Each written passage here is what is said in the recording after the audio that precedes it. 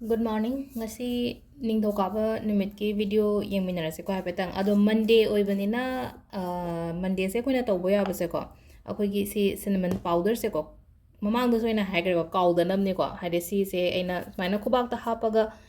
infinity ki symbol smaina yi on haibase ayukta ko haide ai dukan phamba oiro natraga any yumdagi business tawbani khangde ko haide infinity ki symbol se smaina wakhana smai yi over haide khanju khandoni ni ko intention se haidi pesha se haidi ai pot set le phajana kaino tawe khole haibagi ko haidi flow da phajana la e khole na nai taro ka aduga si se ai gi thong da gi dukan loiraga na dukan gi thong kaino da gi dukan lum da haidi blow to shlo fulang kam jalo ka yum da oiraga na yum lom da ko haidi monday oibagi ni ko ina sum hai se haidi monday haraga di anoba ma hobani na sida haidi numit se pura kaino ma handa ki hafta se gi ahamba numit aina thabak tawba hodoi ni na ko si ma tabi ba yare ko aduga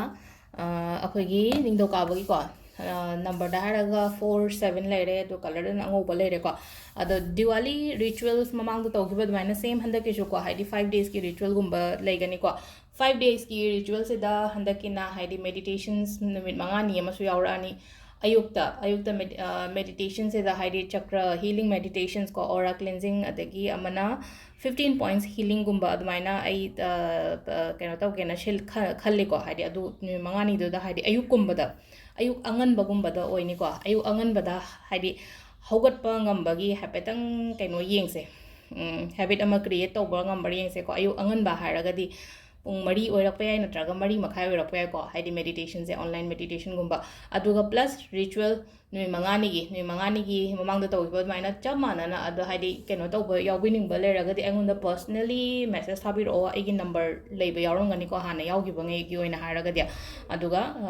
kaino to dragon instagram da number yawbani ko number pibiro number pibiro hadi instagram gi profile da number yawbani ko adu da contact to piro adu number se message ko mahana drop to piro ko hadi calling to ba se ai dum hai jo haire ko hadi mana calling gumba se tawbirak tana bai haijage ko ai gi client do oiro natra hana gi existing client do oiro natraga kenom to hadi message hana haibiro ko hadi aina pami do kai no haibodo adugi matung ina phajana dum discuss to se ko ado Diwali ritual gi se kuisu kuidre ko hafta mu tangai shala amina dum keno to haibirak pa yarani ko maron sa kai to gotab no have instructions phajana adudana 5 days se pura connected oidoine ba group ta dum haidi tongan ba whatsapp group ama shemaga mamang class ye tawba duga chap manana ko to ahamba da koi card ki message yeng minar se aduga timing ai haichar age ko ngashi gi oina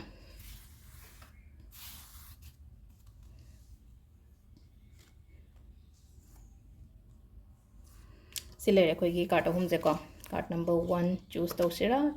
2 से खनसिरा नत्रगा 3 से खनसिरा को सिदा अहमबगी से को Heidi खितंग को ngasai aina hadi he khawbaga haigi bedo hadi manifestations kumba hadi ngasai gi aina kaino tawgidu zo hadi cinnamon taro tawgidu zo hadi manifestation makhala mane ba adu do tawbiyo hadi financial kaino oina lakani ko ngasi gi oina haraga di financial opportunities kumba kai gumba do maina lakani ko business kumba kai gumba adum bada sida ko hadi phaba oina bedo health ki hakchang su nungai ba business tani khangde lari pa ba ni khangde puning ngasi gi oina haraga di phajana dum leba ko ani shubasina ko kitang ngasi se wagani ko waba hairagadi challenges lebudo waba hairagadi keno gi wana taba thaba inkhang chin mani khangde amani khangde yamna dumaina gumba leraga hadi adugi mawong da lei ko aduga third shubasina ko hadi conflict gumba kai gumba nungai taba khotaba dumba kani amana ama khoigi egos kumba kai gumba ga hadi ko workplace ta gudmain thingna gani ko aduna yaringe avoid to bio ai mana biro no hadi conflict gumba leiba ma phang gumba kai gumba changuno hadi khana dana ba to bio ngasi gi na haraga di mina hora ga su ko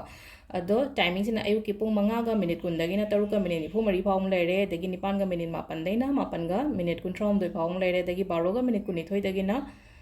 nungdawiramgi pung taruka minute tramathoi phawng lere ko aduga nungdangi na pung mapan ga minute kuni thoi dagina taraga minute yankai nipan phawng lere aduga nungdang athengbagina athengba nungalamdai ko ahingdagi 12 ga minute kun tramari dagina nungalamdai gi pung manga ga minute kun phawam lere ko adu sisina khoigi ngasi gi oina afaba timing ko adu sil lere khoigi ngasi gi card ki message ma'am thank you